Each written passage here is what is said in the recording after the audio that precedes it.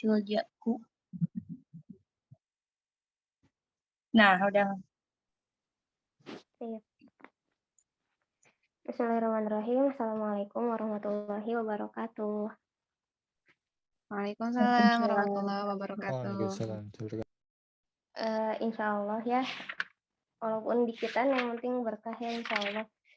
Majelis yang berbahagia ini, kali ini kita mulai dari hadis 17 sampai 18. Majah boleh di slide.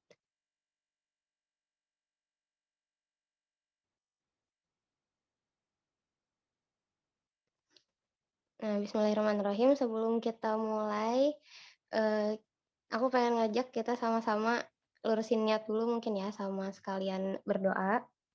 Bismillahirrahmanirrahim. Nawaina ta'aluma lillahi ta'ala wali izalatil jahli wa iyadin. Pertama, insya Allah kita niatin. Oh iya, oke, sorry. Sekarang gede gak suaranya? Kecil, sekarang juga? Udah, jadi. Udah, oke. Pertama, insya Allah kita niatin buat dapet ridho Allah ya. Jadi, seandainya nggak ada yang dipahamin dari kajian ini pun, insya Allah tetap dapat ridhonya Allah. Yang kedua, insya Allah kita niatin juga buat menghilangkan ketidaktahuan yang ada di diri kita. Yang ketiga, ihyaiddin. Kenapa sih? Insya Allah kita niatin juga supaya untuk menghidupkan agama kita ya. Dan sebelum mulai, kita kan baca kitabnya Imam Nawawi. Isinya hadis-hadis yang dikumpulin sama ulama hadis. Jadi kita kirimin Al-Fatihah dulu untuk para ulama hadis, juga khususnya buat Imam Nawawi, yang berkat mereka-mereka lah kalam Nabi yang ada sejak ribuan tahun yang lalu itu alhamdulillah bisa sampai ke kita gitu hari ini. Kalau bukan karena mereka-mereka ya kita nggak tahu gitu. Dan untuk mereka Al-Fatihah masing-masing. Bismillahirrahmanirrahim.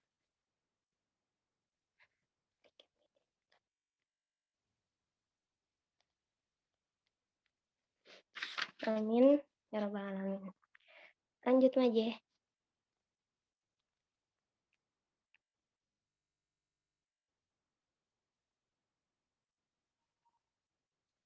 Sekarang kita masuk ke hadisnya. Hadis ke-17. An Abi Ya'la Shaddad bin Aus radhiyallahu anhu an Rasulillah sallallahu alaihi wasallam. Innallaha katabal ihsan ala kulli. Di aku kebalik-balik lagi tulisannya. An Rasulillah sallallahu alaihi wasallam qol innallaha katabal ihsan ala kulli syai. Fa iza qataltum fa ahsinul qitlah wa iza zabahtum fa ahsinuz zibahah. Wal yahid ahadukum syafartah wal yurih zabihatah. Di situ kayaknya pada kebalik-balik juga ya. Nggak tahu gara-gara kenapa itu. Yang di layar kebalik-balik juga nggak? Kalau di sini mah enggak sih. Itu kebalik. Kayak Mana? sallallahu kan gitu ya. Enggak sih di layar sini. Enggak, Enggak ya? itu? Layar aku kah? Oke. Artinya diriwayatkan dari Abu Ya'la Shaddad bin Aus radhiyallahu anhu dari Rasulullah sallallahu alaihi wasallam. Beliau bersabda, sesungguhnya Allah Subhanahu wa taala telah memerintahkan berbuat baik dalam segala sesuatu. Maka kalau kalian membunuh, hendaklah kalian memperbaiki cara membunuh, dan kalau kalian menyembelih, hendaklah kalian memperbaiki cara menyembelih kalian. Dan hendaklah seseorang di antara kalian menajamkan pisaunya dan mengistirahatkan binatang sembelihannya. Itu hadisnya. Lanjut.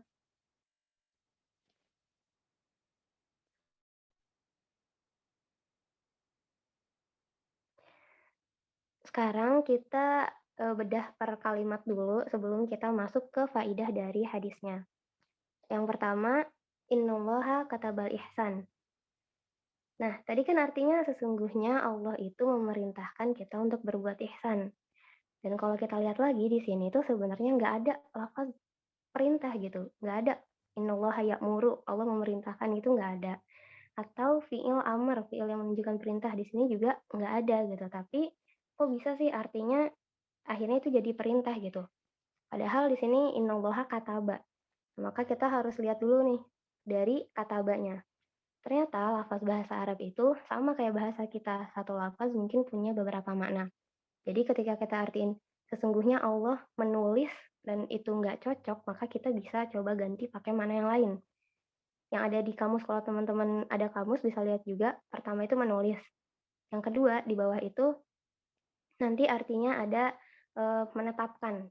Sesungguhnya Allah telah menetapkan kebaikan. Dan ternyata ketetapan Allah itu atau kitab Allah, ketetapan Allah itu ada dua. Yang pertama, kitabah qadariyah, dan yang kedua kitabah syar'iyah. Itu bukan syariah ya, syar'iyah. Jadi ketentuan Allah itu yang pertama qadariyah, itu apa?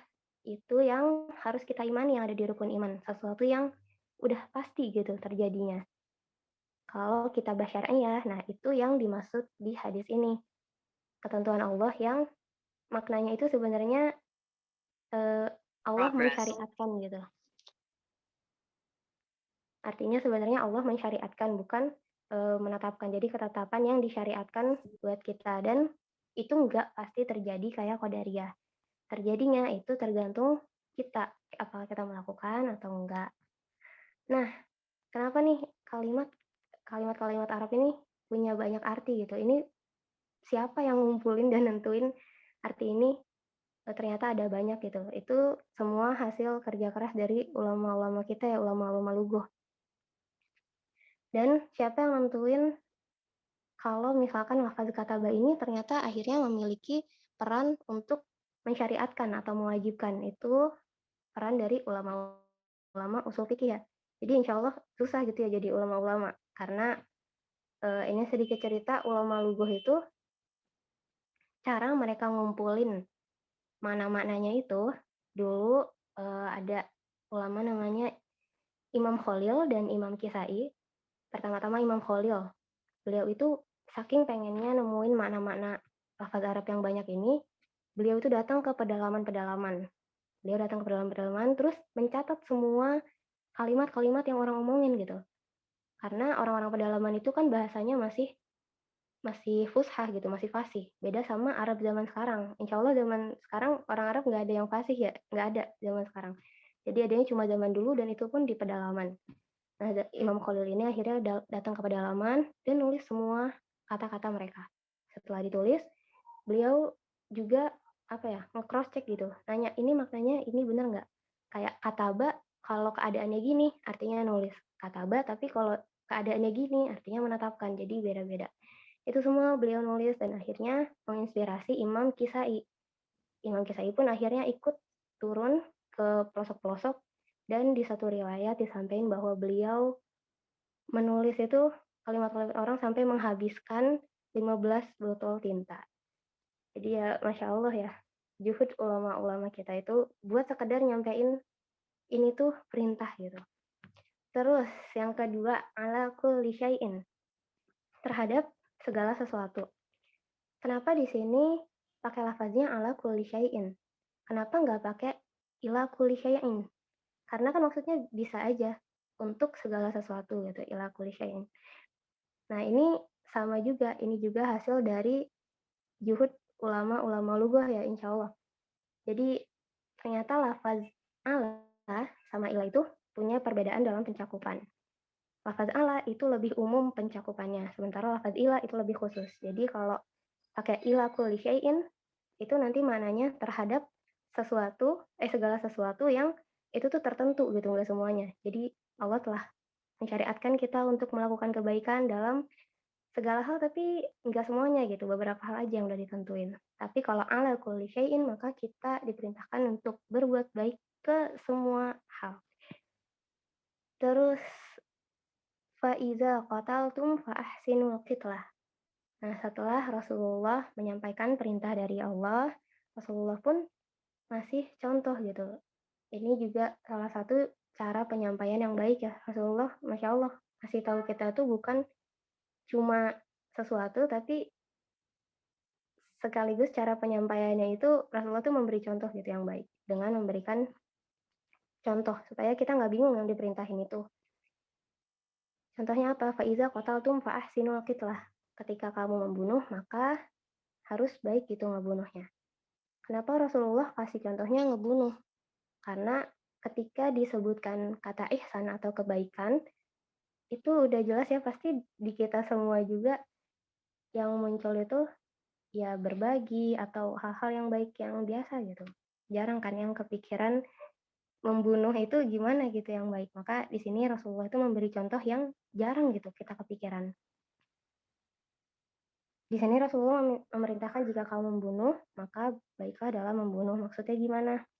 Jelas membunuhnya ini bukan membunuh yang nggak boleh ya. Membunuh sesuatu yang boleh dibunuh, tapi sesuatu yang bukan buat dimakan karena itu nanti beda lagi. Jatuhnya nyembelih. Contohnya, contohnya misalkan hewan yang sangat-sangat mengganggu ya. Aku nulis di situ contohnya kepinding atau kutu bangsat. Itu kalau misalkan kita orangnya ya yang benar-benar ngerasa terganggu gara-gara itu susah tidur, ntar dari susah tidur jadi kesiangan, jadi sekolahnya berantakan dan lain-lain itu ya boleh aja gitu ya, insya Allah dibunuh nggak apa-apa. Dan udah sih itu aja. Intinya kalau ngebunuh nggak boleh sambil disiksa ya. Jadi maksudnya harus baik-baik itu ya udah kita ngebunuhnya cepat gitu, jangan disiksa-siksa dulu. Dan di sini ada pengecualian untuk kisos. Kenapa? Karena kisos harus dilakuinnya sama seperti cara orang itu ngebunuh. Misalkan nyawa kan dibayar nyawa, tapi caranya pun harus disesuaikan dengan cara orang itu ngebunuh. Dan yang terakhir, insya Allah nggak ada syakwa apa-apa ya. Ini tentang ketika kita menyembelih maka harus berbaik dalam menyembelih. Insya Allah nanti ada di faidah. Lanjut aja.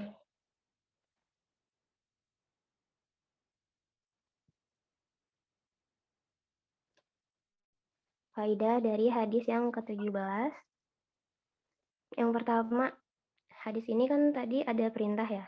Perintahnya itu umum ya, kita harus berbuat baik secara umum, bukan untuk perihal tadi yang disebutin di contoh doang kayak membunuh, menyembelih. Bukan cuma untuk itu aja, tapi perintah ini umum. Dan disebutin yang tadi-tadi itu cuma contoh aja untuk hal-hal yang mungkin kadang kita nggak kepikiran gitu untuk berbuat baik juga ketika kita membunuh dan menyembelih. Yang kedua, dalam Rasulullah memberi contoh ketika menyampaikan sesuatu. Ini juga Masya Allah ya Nabi kita. Jadi dari setiap kalamnya, bahkan dari setiap cara penyampaiannya pun, itu kita bisa ambil hikmah gitu.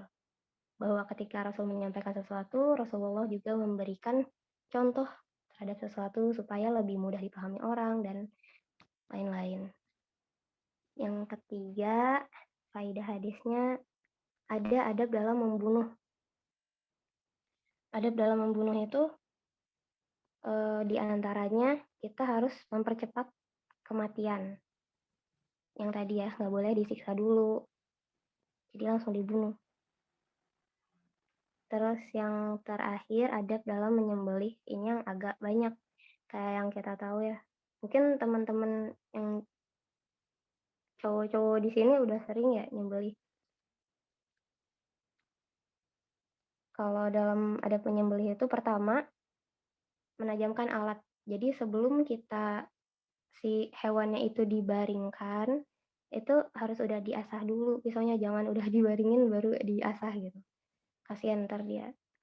Terus yang kedua, hewannya harus dihadapkan ke kiblat. Yang ketiga, hewannya harus menghadap kiri. Jadi menghadap kiri tapi menghadap kiblat. Dan yang terakhir, ketika misalkan disembelih itu sebelumnya sambil dibacakan takbir dan tahlil kayak biasa ya. Allahu Akbar, Allahu Akbar. Habis itu ketika motongnya pun harus cepat gitu, nggak boleh disayat kecil-kecil supaya nggak tersiksa. Itu aja faedah hadis yang ke-17.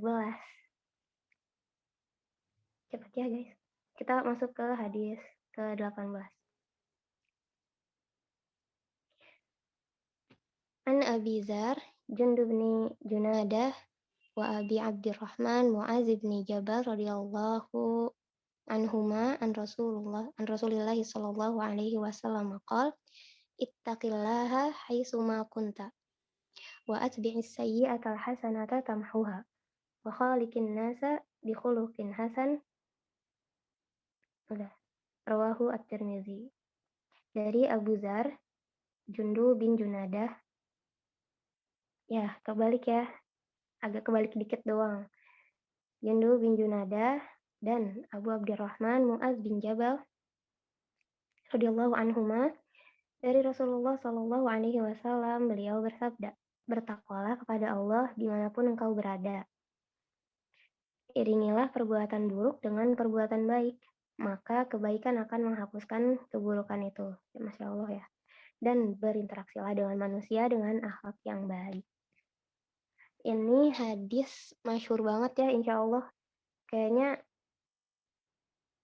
masyhur banget gitu, kayak masih ingat. Dulu insya Allah pada talaran ya ke Bu Afid. Next aja.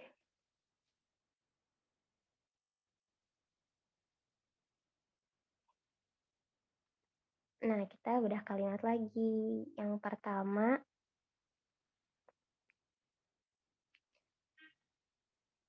ittaqillaha. Berarti kita di sini jelas kan ya, ittaqillaha itu, ittaqi itu fi'il amr atau fi'il yang menunjukkan perintah dari ittaqo yattaqi terus jadi ittaqillah, perintah untuk bertakwa. Maka ketika kita diperintahkan buat bertakwa, kita harus tahu ya definisi dari bertakwa itu apa gitu. Ada yang mau bantu gak? Apa gitu yang sering didengar definisi bertakwa itu kayak gimana? Ayo bantu aku dong.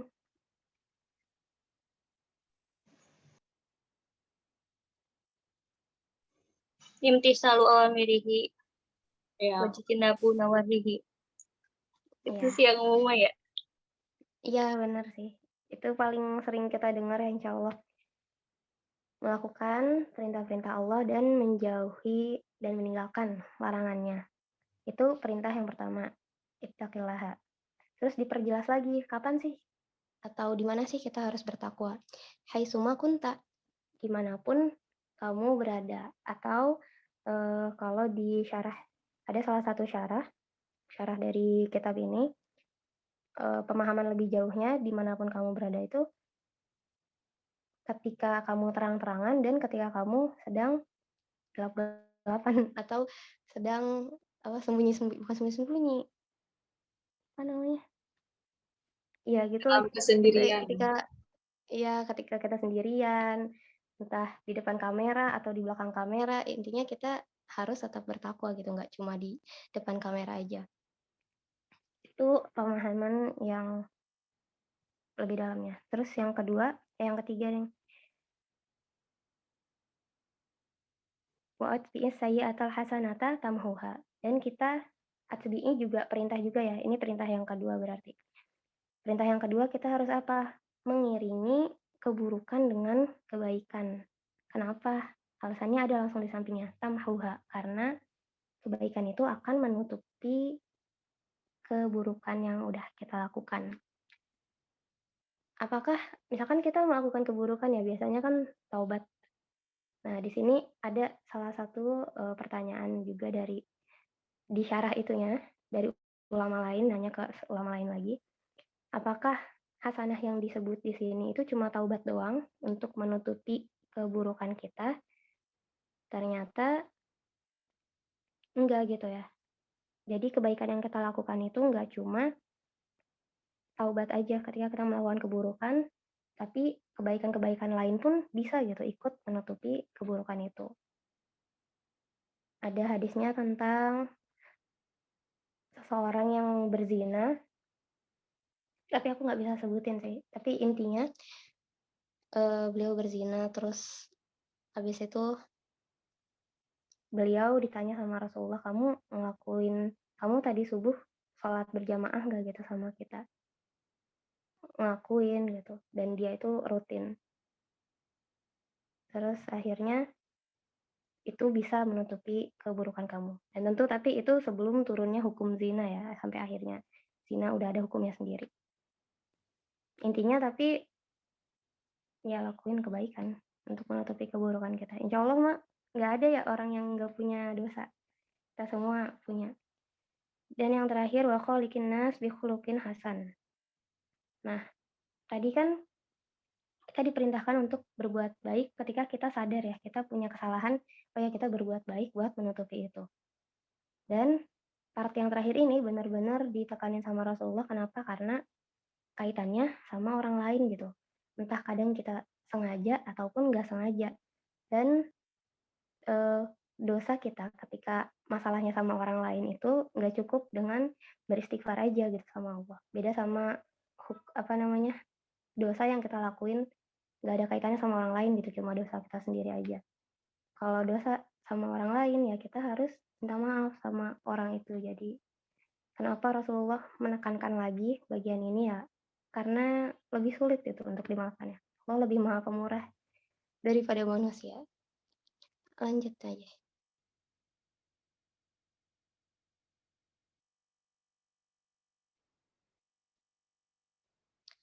Nah, untuk faidah hadisnya, tadi yang pertama kita diperintahkan untuk bertakwa. Faidahnya banyak ya jadi orang yang bertakwa. Insya Allah teman-teman juga udah sering dengar. Ada ayat yang ini insya Allah semua udah talaran ke Pak Oleh ya ini. Wa may yattaqillaha yaj'al lahu makhrajan min haitsu la yahtasib. Barang siapa yang bertakwa maka Allah akan beri dia jalan keluar dari jalan yang tidak disangka-sangka.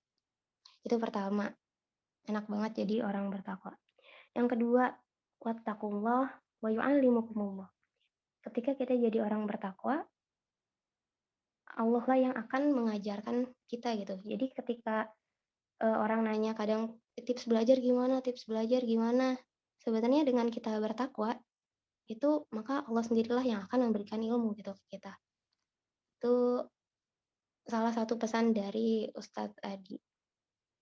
Dan masih banyak lagi kayak di Al-Baqarah, Hudalil Muttaqin disebutkan orang bertakwa itu gimana. Ulaika humul muflihun akhirnya. Yang insya Allah jadi orang-orang yang beruntung. Artinya banyaklah dalil-dalil yang memotivasi kita buat jadi orang yang bertakwa. Amin. Terus yang kedua, mencontohkan yang baik. Nah ini kaitannya sama yang tadi haitsuma kunta. Haitsuma kunta. Jadi kita kan harus bertakwa dimanapun dan kapanpun ya insya Allah. Cuma kebanyakan orang jadi di perintah itu kan harusnya ketika kita sedang rame-rame ataupun sedang sendiri, harusnya kita tetap berbuat kebaikan gitu kan ya. Itu level yang udah paling tinggi, yang harus jadi cita-cita kita semua gitu. Tapi nyatanya kebanyakan orang tuh ada di level 2, di level yang ketika rame-rame kita melakukan kebaikan, tapi ketika sembunyi-sembunyi kita masih bisa gitu, masih ada melakukan keburukan. Dan itu nggak masalah ya menyembunyikan keburukan itu insya Allah bukan munafik gitu. Jangan sampai kita kemakan sama omongan-omongan yang bilang, udah kita mah apa adanya aja, buruk ya buruk gitu, nggak usah diumpetin jeleknya. Enggak ya, insya Allah itu bukan munafik ya, itu namanya kita tahu malu. Kenapa? Karena ketika kita melakukan keburukan terus kita terang-terangan itu bisa aja memotivasi orang lain, bisa sampai akhirnya dinormalisasi gitu di lingkungan kita dan itu sangat-sangat bahaya. Terus ya udah sih. Apa tuh? Menyembunyikan aib, iya, menyembunyikan aib. Itu penting ya menyembunyikan aib. Terus yang ketiga, introspeksi dan antisipasi. Karena di hadis ini ngomongin ini kan ya, ketika kita berbuat buruk, maka lakukanlah kebaikan untuk menutupi keburukan itu. Di sini berarti ada 2 poin sebenarnya bisa. Bisa jadi kita harus banyak yang pertama kita harus banyak introspeksi, ngelihat kita banyak nggak gitu salahnya. Tapi yang kedua, kita melakukan kebaikan pun nggak harus ketika kita sadar ada kesalahan gitu ya, untuk menutupi kesalahan aja enggak. Tapi kita lakukan kebaikan juga sebagai bentuk antisipasi ketika kita melakukan kesalahan yang kita nggak sadar gitu. Karena nggak semua kesalahan kan kita sadar ya. Kadang ada yang nggak sengaja atau kadang ya gitu. Pokoknya kita lakukan kebaikan aja, insya Allah bisa menutupi keburukan-keburukan kita yang kadang kita nggak sadar juga. Terus tadi aku ya ngomongin apa ya? Terus yang keempat, perintah untuk bermuamalah dengan baik dan jangan gengsi untuk minta maaf.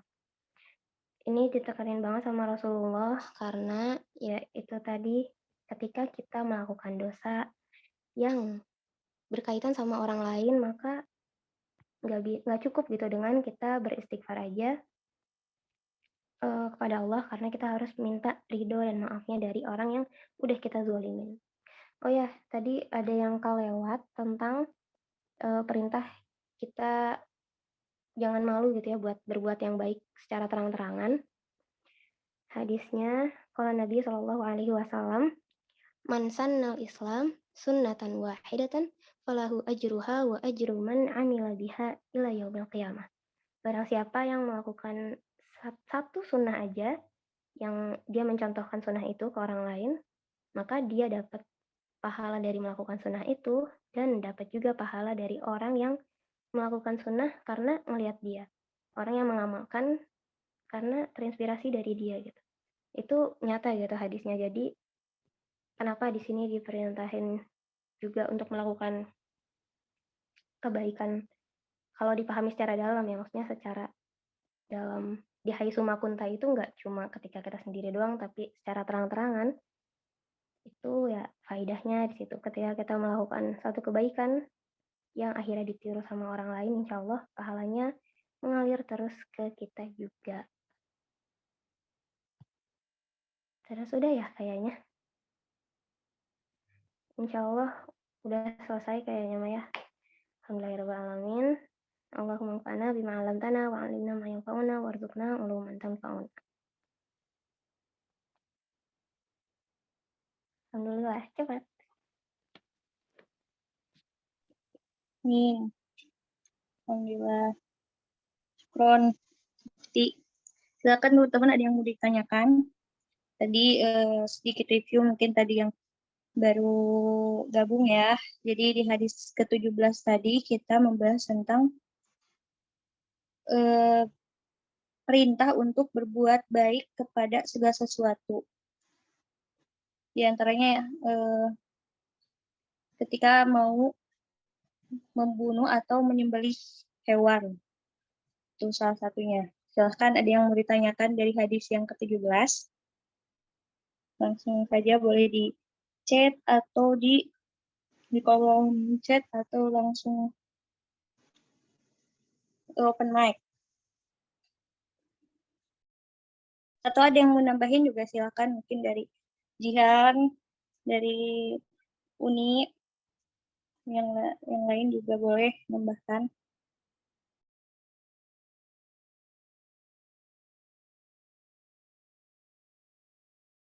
Ini ada pertanyaan dari Raisa. Jangan malu, Raisa. Tentang bunuh-membunuh, tanya Claudia. Kan punya kura-kura, terus dikasih makan ikan. Ikannya itu ikannya langsung disodorin ke mulut kura-kuranya dalam keadaan masih hidup. Itu termasuk kejam nggak? Karena ngerasa bersalah katanya. Atau baiknya dimatiin dulu ya sama aja kayak apa ya? Banyak yang kayak gitu ya, memberi makan hewan dengan hewan gitu, kayak ngasih makan buaya kan. Ada yang langsung gitu ya, Ukti. Ada yang langsung masih hidup gitu si ayamnya. Ada yang udah disembelih dulu. Nah, baiknya gimana itu? Atau ada hukumnya enggak gitu? Silahkan Ukti dijawab langsung. Enggak, aku nggak tahu. Nggak tahu maksudnya aku nggak pernah buka bab tentang ngasih makan hewan ya, belum pernah Tapi kalau misalkan kita sandarin ke hadis yang tadi doang, sebenarnya baiknya dibunuh aja dulu, tapi ya pas mau dikasih itu sih, supaya kan ikannya juga nggak bau ya kalau dibunuh lama-lama. Jadi dibunuh, maksudnya disembelih, tapi dekat-dekat mau dikasihin. Tapi nggak tahu ya, kalau ada yang lebih tahu mungkin ada bab memberi hewan makan gitu.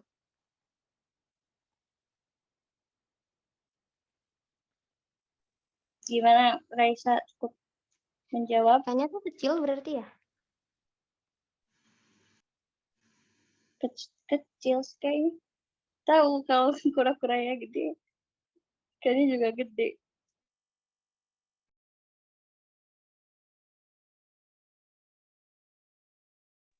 Silakan teman-teman, ada yang mau ditanyain lagi?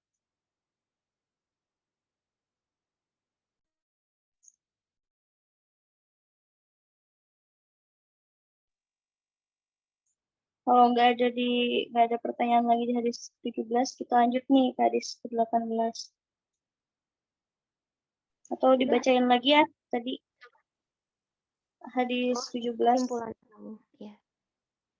Ya, ke-17. Bismillahirrahmanirrahim bunyinya.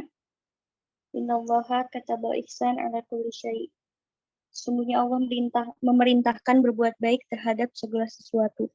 Fa iza qatatum fa ahsinul qitlah. Jika kalian hendak membunuh, maka bunuhlah dengan cara yang baik. Wa iza zabahtum fa ahsinul zabhah. Dan jika kalian hendak menyembelih, maka sembelihlah dengan cara yang baik. Wal yuhidda ahadukum syafratahu wal yurih zabihatahu. Hendaklah kalian menajamkan pisaunya dan senangkanlah hewan yang akan disembelih. Hadis riwayat Muslim. Nah, seperti itu. Mungkin, oh iya, ada pertanyaan dari aku sih. Kan tadi ada menyembelih. Itu menyembelih itu, syarat untuk orang menyembelih itu apa aja sih, Uti? Apakah cewek boleh menyembelih? Karena kan sejauh ini kita tahu ya, pria doang ya, laki-laki doang gitu yang sembelih hewan kurban apa gitu. Apakah perempuan juga boleh? Atau mungkin ada hukum lain gitu tentang syarat-syarat penyembelih? Kemarin sih aku baca syarat orang yang nyembelih itu buat yang kita makan ya, itu harus muslim pertama. Nah tapi aku sebenarnya nggak ada nemu syarat harus laki-laki gitu. Sebenarnya nggak ada. Cuma mungkin itu lebih ke uruf ya, ke adat aja dan ke tabiat perempuan yang lebih takut atau lebih nggak tega. Mimin banyak menemukan mama yang kuat. Nah itu Ayo berarti Bu. sebenarnya nggak apa-apa gitu. Syaratnya yang penting muslim aja dan didoain itu di Bismillah. Iya, Kalau oke. ayam mungkin masih kuat ya perempuan, cuma kalau udah sapi gimana ya kan? Iya, harus Itu pakai justru tenaga juga ya. Iya, iya. So, nah ini. Terus kita lanjut ke hadis 18 aja ya. Karena kalau nggak ada yang ditanyain lagi, bukannya muslim laki-laki yang ustazah atau kata muslim. Nah, ini menarik nih dari Jihan. Gimana, Uti? Biasanya sih kalau muslim itu berlaku untuk umum iya. ya. Kayak misalnya ya Muslimnya ayyuhallazina, maksudnya iya, muslimnya nggak dipisah. Maksudnya Islam deh berarti iya, Islam deh. Islam. Ya benar-benar kalau kita pakai diksi muslim sebenarnya bisa mencakup perempuan juga, tapi lebih enak kalau pakai diksi Islam ya. Thank you Majeh. Ini dari Ikhwan nggak ada yang mau bertanya?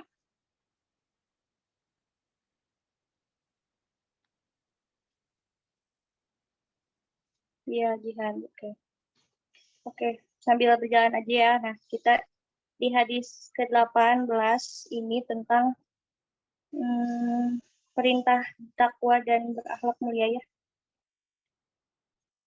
Jadi ini memerintahkan kita untuk berbuat baik secara hablum minallah dan secara hablum minannas. Lanjut ya. Kepada Allah kita harus bertakwa dan kepada sesama manusia kita harus berinteraksi dengan akhlak yang baik. Nah, silakan ada yang ditanyakan nggak?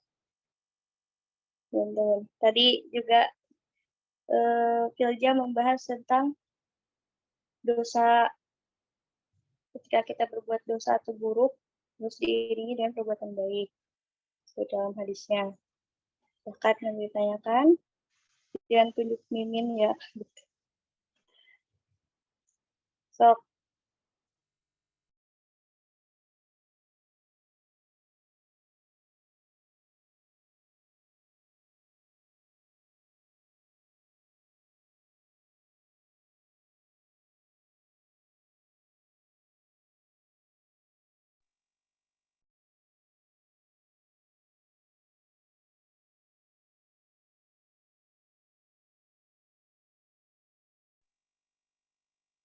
Nggak ada yang tanyakan?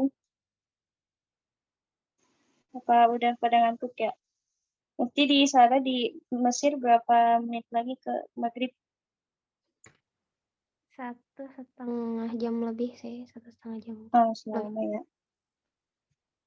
Lagi panas apa gimana?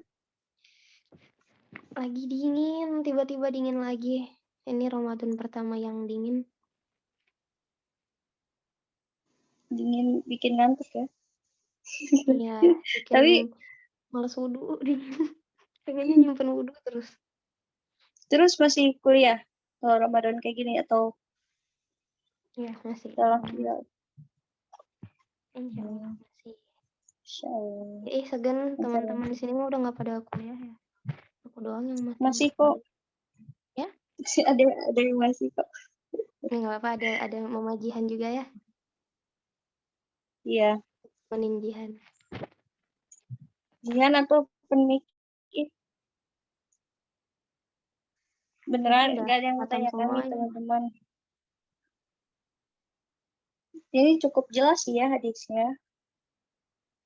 Ya, insya Allah. Kayak nggak ada permasalahan yang terlalu kadar takwa. Nah ini menarik dari M. Ridwan Ghazali. Kadar takwa bisa diukur ngamin katanya. Kadang merasa kalau tadi memang iya ketika kita bertakwa akan mendapat jalan yang tidak disangka-sangka bisa ini majul istidraj katanya. Nah gimana tuh? Silahkan. Jadi sebenarnya kadar takwa pasti ada levelnya ya, pasti itu yang pertama. Tapi itu batas minimal. Jadi seminimal-minimalnya kita udah bisa disebut takwa itu ya ketika kita menjalankan perintah Allah dan udah meninggalkan larangannya Allah gitu. Beda lagi istidraj ya. Istidraj itu kan kasusnya ketika kita jelas melakukan dosa, melakukan maksiat, tapi ternyata kita masih dikasih banyak kebaikan gitu. Jelas kita di situ udah nggak masuk ke kaidah takwa ya, insya Allah itu udah keluar gitu dengan melakukan keburukan itu. Iya nggak sih? Jadi kalau sama istidraj sih mungkin enggak ya, tapi jatuhnya mungkin ke ria ya takutnya. Ketika misalkan kita ngerasa takwa, udah ngerasa aku sih paling takwa, itu yang bakal jadi masalah gitu mungkin. Karena kalau kata guru-guru kita, Allah tuh lebih cinta sama orang-orang yang merasa kita tuh berdosa terus gitu. Atau emang berdosa dan kita tapi mohon ampun terus gitu. Daripada orang yang emang jarang gitu berbuat dosa tapi sombong gitu. Ngerasa nggak butuh maksudnya nggak butuh mohon ampun terus dan lain sebagainya. Jadi insya Allah nggak akan ketukar ya sama istidraj mah.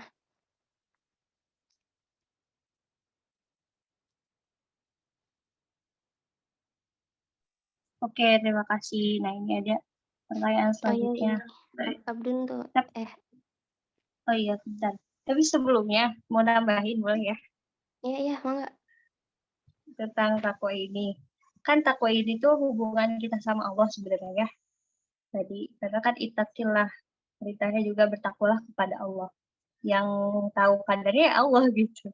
Kita ya tadi kata Filja, cara mengukur untuk diri sendiri adalah kita melaksanakan perintah Allah dan menjauhi larangannya enggak gitu. Dan kemarin dapat ilmu dari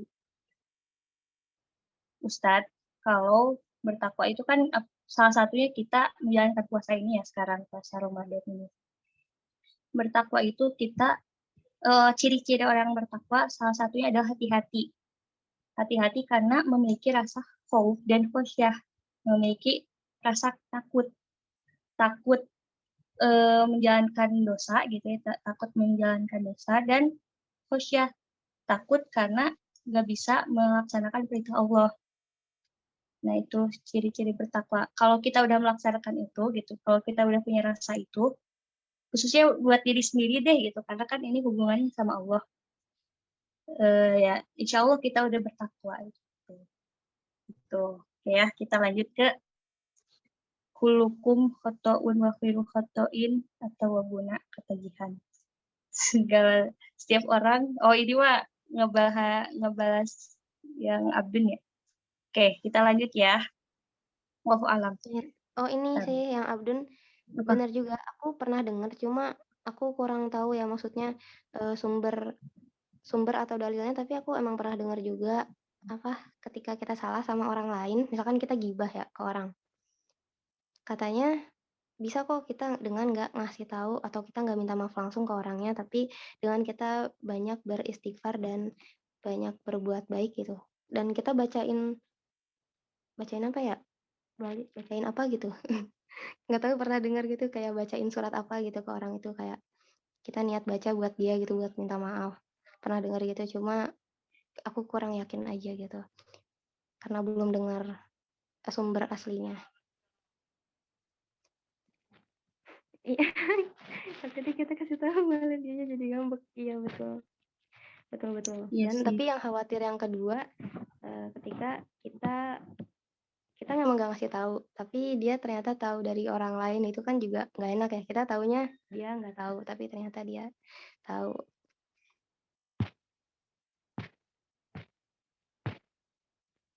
Jampe-jampe katanya didoain aja berarti ya. Berdoa gitu, berdoa. Jampe. Terus kalau bisa ya berbuat baik mungkin dengan cara yang lain ya. Saya ngasih sesuatu Iya, gitu. kasih ke orangnya ya. Iya.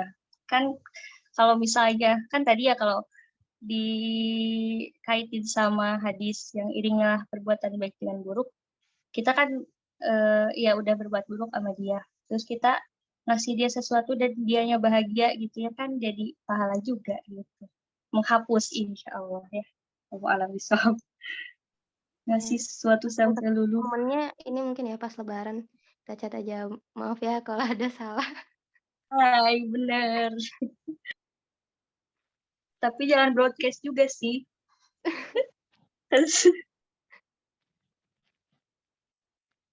Terlalu Jangan, umum ya kalau broadcast. kita udah saling memaafkan ya, insya Allah. Insya Allah. Ada pertanyaan lagi? Minta maaf secara umum aja merendah. Iya, betul. Abdul, ini ada orangnya di sini nggak? Berbuat salah ke siapa? Si mau minta maaf di sini.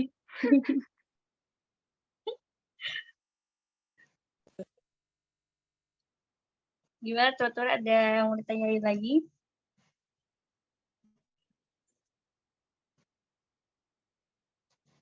Tentang hadis 18.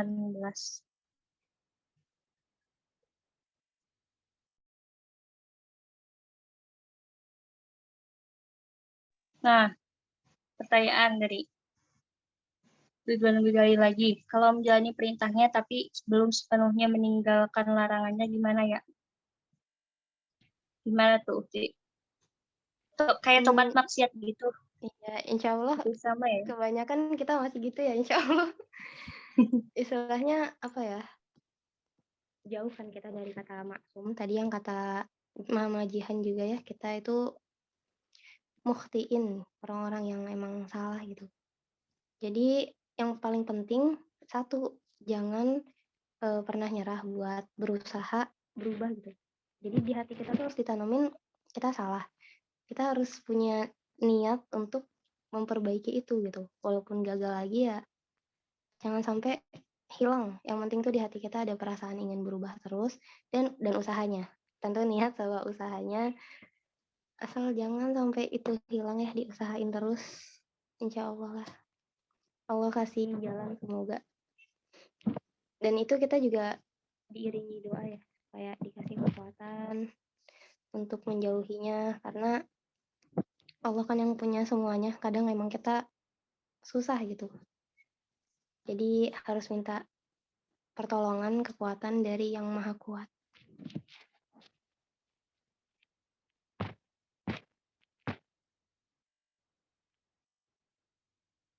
Oke, itu katanya.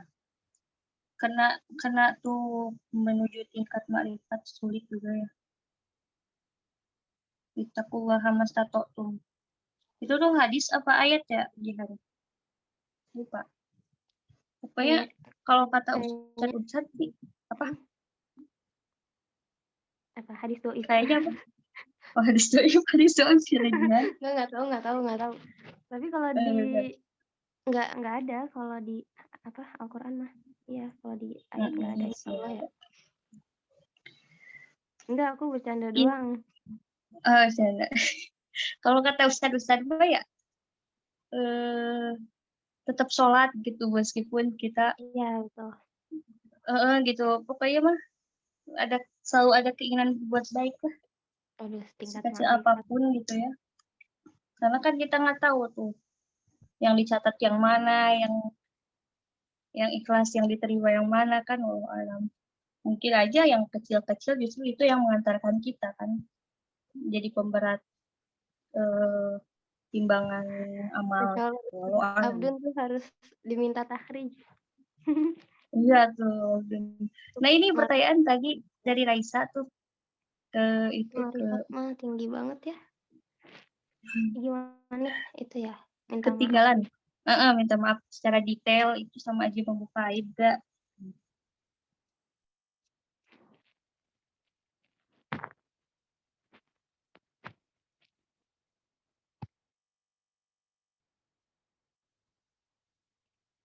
Membuka aib enggak? Ya, buka aib.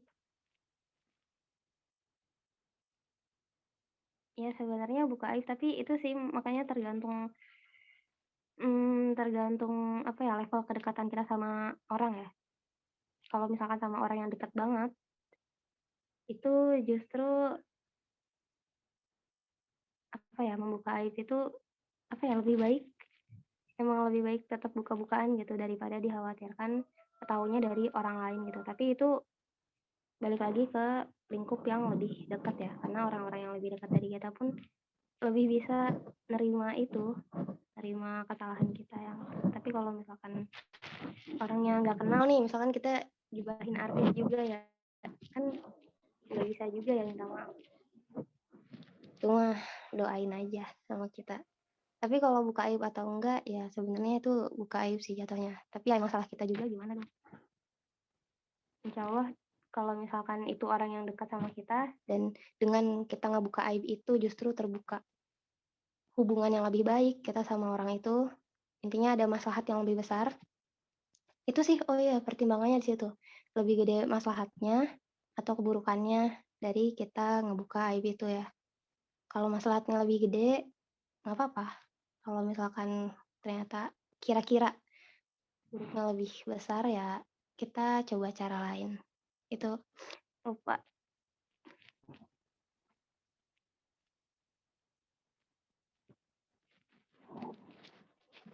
Jujur katanya ngaku. Taubat ke Allah itu mah kali. Intinya apa? Jujur ke siapa ini? Ke diri sendiri? Apa ke orang? Kalau ke diri sendiri Al-i'tiraf. iya, mengakui al-i'tiraf, iya.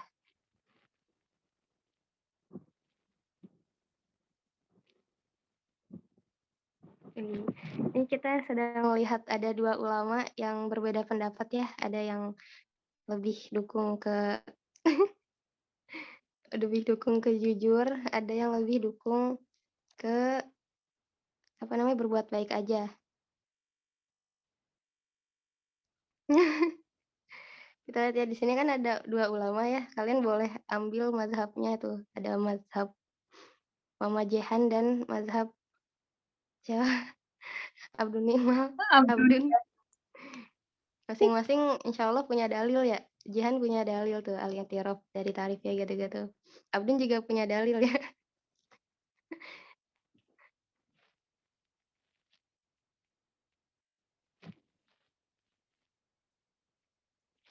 Cuma kalau aku lebih lihat ke maslahatnya aja sih tetap. Dua-duanya nggak salah, maksudnya ya jujur boleh, kita berbuat baik juga boleh. Cuma ada maslahat yang harus kita lihat gitu, lebih banyak maslahatnya atau justru lebih buruk gitu kalau kita nyampein itu.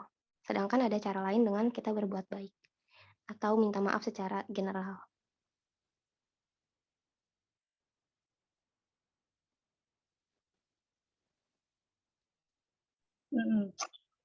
Ukti kalau misalnya kita ada agak suka ke orang, nah itu lebih baik disampaikan ke orangnya atau tidak dipendam aja sendiri gitu.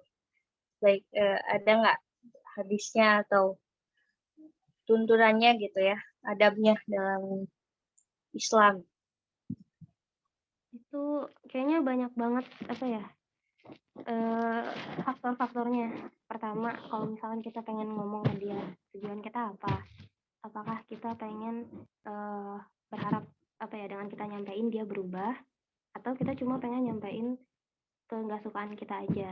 Yang kedua, apakah hal yang kita nggak sukain dari dia itu hal yang bertentangan dengan syariat atau dengan adab misalkan, atau dia sebenarnya nggak bertentangan, cuma kita aja yang punya rasa nggak suka sama sikap itu.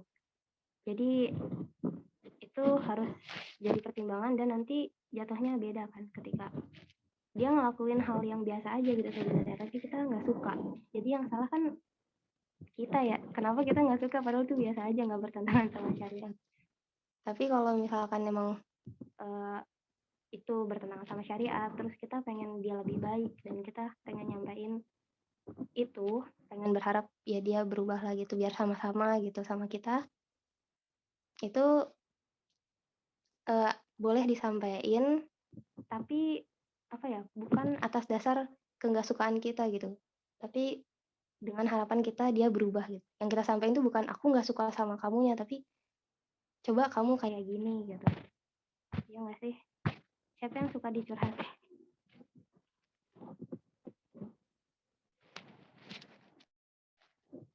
Insya Allah gitu ya. Jadi banyak banget faktor. Kalau ada yang ditanyain itu banyak yang harus kita pertimbangin. Dan yang pertama kita dasarin itu ke syariat gitu. Ini bertentangan nggak sih sama syariat?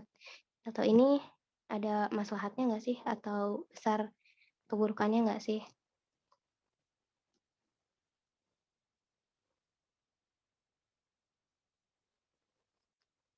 Ini masih rame ya di kolom chat.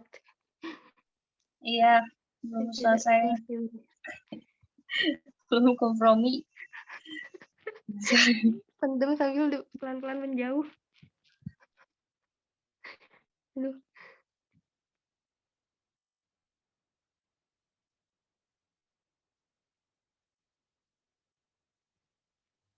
Ada pertanyaan lagi. Bahasan hadis yang dibahas. Oh, kayak JK-nya ada deh. Langsung aja tanyain, Kaista. Iya, ada JK juga ya. Ada nggak sih? Tadi ada sih, lihat kan, apa keluar lagi? Ya, ada.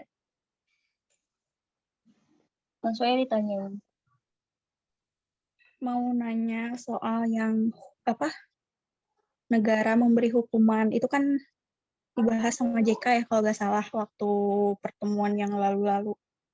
Nah, aku mau tanya kalau seandainya pemerintah itu menyalahkan seseorang yang nggak bersalah, gitu kan. Ada kan kasus-kasus yang kayak gitu. Terus waktu ternyata dia dihukum mati, tapi beberapa bulan atau beberapa tahun pas dia udah meninggal gitu, karena dihukum mati, ternyata dia gak bersalah. Nah, itu jadi kayak gimana ya hukumnya gitu ke orang-orang yang ngasih ngasih hukuman itu kayak gitu. Itu sih. Gimana ya, Kak?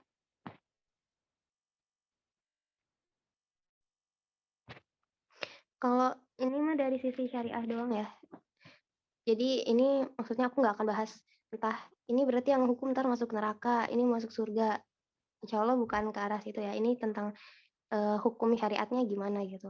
Ketika misalkan salah nih penghukumannya. Pertama, berarti kan eh, jelas berdosa ya yang menghukumnya itu salah. Tapi yang kita masalahin itu kelanjutan dari hukumnya. Ketika misalkan ini salah nih, bukan dia yang salah, maka harus dilanjutin kan. Ternyata yang salah orang lain. Berarti hukumnya itu harus lanjut juga ke orang itu. Dan tentunya ke korban yang dia salah, apa ya, justru jadi korban itu harus ada kompensasinya. Mungkin lebih ke situnya ya. Dan harus dilihat juga ini siapa gitu yang bikin salah. Apakah ini emang ada skenario di balik itu, atau ini murni keputusan yang salah dari hakimnya. Itu yang harus dilihat mungkin. Yang jelas berarti harus dituntasin kasusnya. Wallahu alam ya.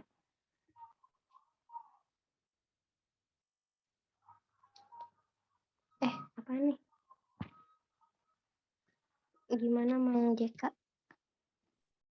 Ada lagi yang mau ditanyain nggak? Atau ngobrol diskusi gitu, guys? Unik, kemana Unik? Hadir. Stop nih.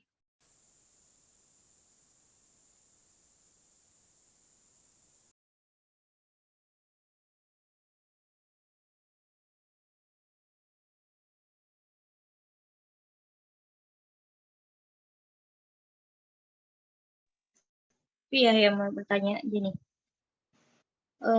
Kalau dihadapkan, ini udah umum sebenarnya, tapi mau lebih tahu lagi sih dari teman-teman ya, siapa aja yang bisa jawab. Kalau kita dihadapkan pada dua pilihan antara kita memilih Allah dan memilih manusia gitu, misalnya satu misalnya kalau kita lagi mana yang didahulukan gitu. Saya udah azan, tapi kita masih harus ngerjakan sesuatu gitu, masih harus mengerjakan sesuatu karena deadline, udah azan. Nah, itu apakah kita berhenti dulu atau menyelesaikan dulu? Banyak sih kasusnya yang kayak gitu. Cuman gimana nih kalau dihadapkan sama hal yang kayak gitu? Hadapkan sama dua hal yang baik gitu.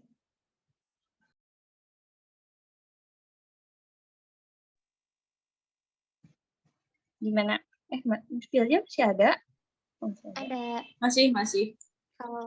Kalau dari dihadapin sama hal-hal gitu ya. Jadi sebenarnya ulama-ulama kita tuh juga menurunkan bukan sekadar ilmu-ilmu ya. Insya Allah ulama-ulama kita juga menurunkan cara-cara berpikir yang harusnya kita juga bisa terapin di kehidupan kita. Khususnya kalau yang kayak gini-gini tuh biasanya pakai kaidah fikih gitu, kaidah fikih. Salah satunya mungkin yang sering dipakai ada darul mafasid muqaddam ala jalbil masolih. Jadi kita harus lebih mengutamakan mencegah kemudorotan daripada kita ingin menghadirkan maslahah. Itu yang pertama.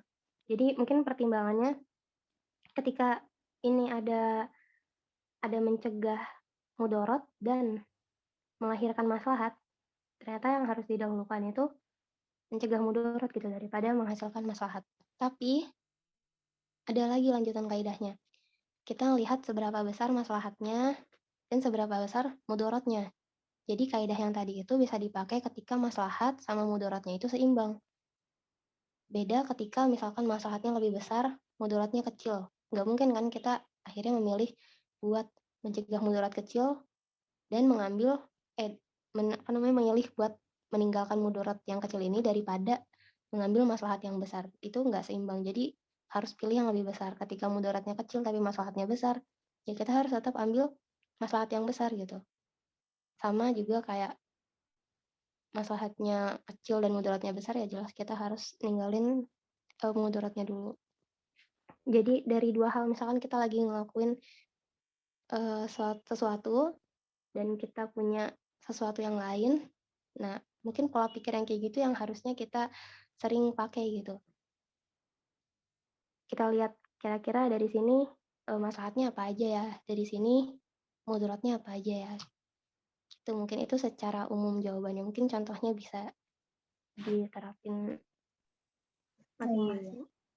Jadi kalau bahasa kerennya itu sekarang fikih prioritas ya. Iya. Iya, Itu gimana cara milih prioritas itu ya salah satunya mungkin kita bisa pakai itu cara berpikir yang udah diturunin sama ulama-ulama kita. Oke, thank you, makasih.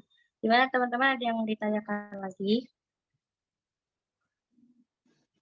Terakhir ya, karena udah mau pukul 10 juga, istirahat teman-temannya. Ya, kan di luar hadis ini juga nggak apa-apa pertanyaannya.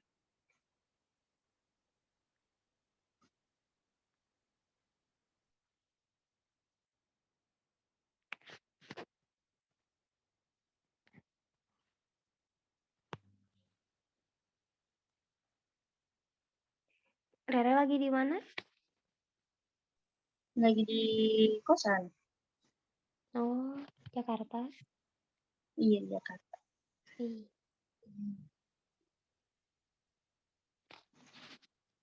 Gimana nih teman-teman yang pengen lagi?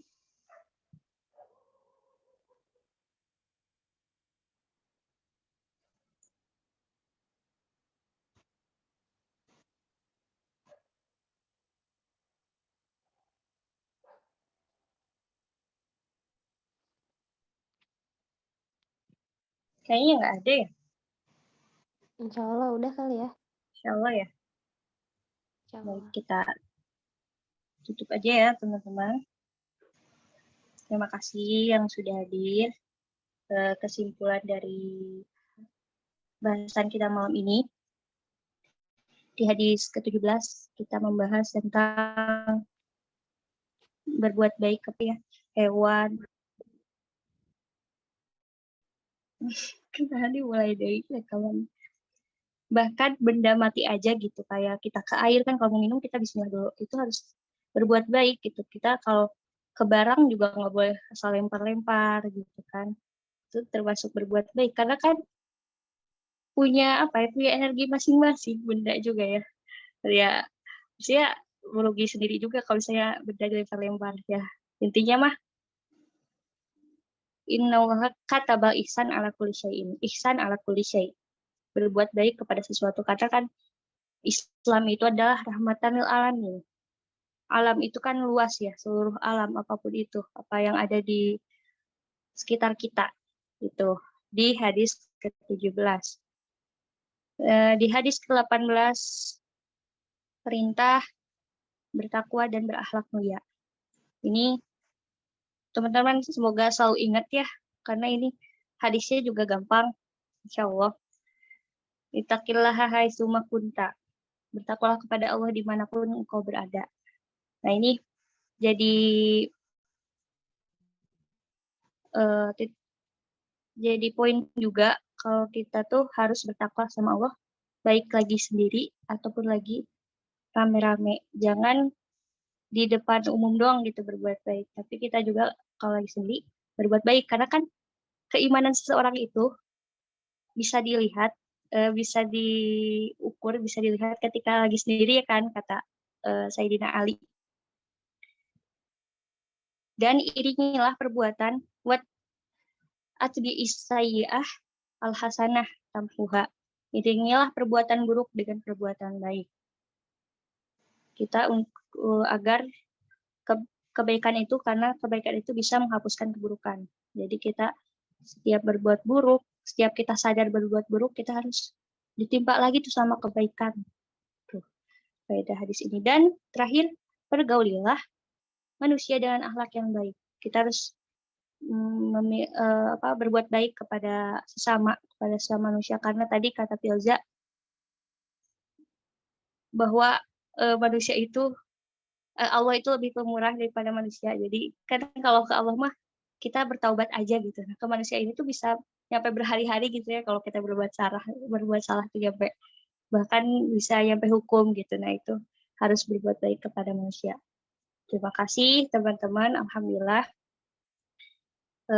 yang sudah menyimak, semoga bisa mendapat manfaat, semoga bisa menambah catatan amal kita ya di bulan Ramadan ini, dan semoga Allah ridho sama kita untuk selalu menjalankan iman Islam kita.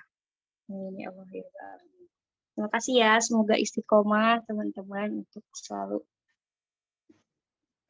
mengaji di sini. Gitu. Terima kasih Ukti juga, terima kasih ya, jazakumullah dan kasiro semuanya. Semoga apa yang disampaikan Ukti Kilja bisa memberi manfaat pada teman-teman semua ya. Terima kasih, selamat istirahat. Amin. Amin. Semoga jadi semua. Ya, Fati Assalamualaikum. baru join. Oh, iya. Siapa yang baru join? Tuh, Ustaz Oke, Fati. Ya, Ustaz Fati. Kita baca kifaratul majlis dulu. Ya, Kifaratul majlis dulu. Bismillahirrahmanirrahim. Subhanakallahumma wa bihamdika asyhadu an la ilaha illa anta astaghfiruka wa atubu ilaik. Alhamdulillah. Silakan ngobrol-ngobrol. Makasih ya teman-teman. Semoga berkah. Terima kasih.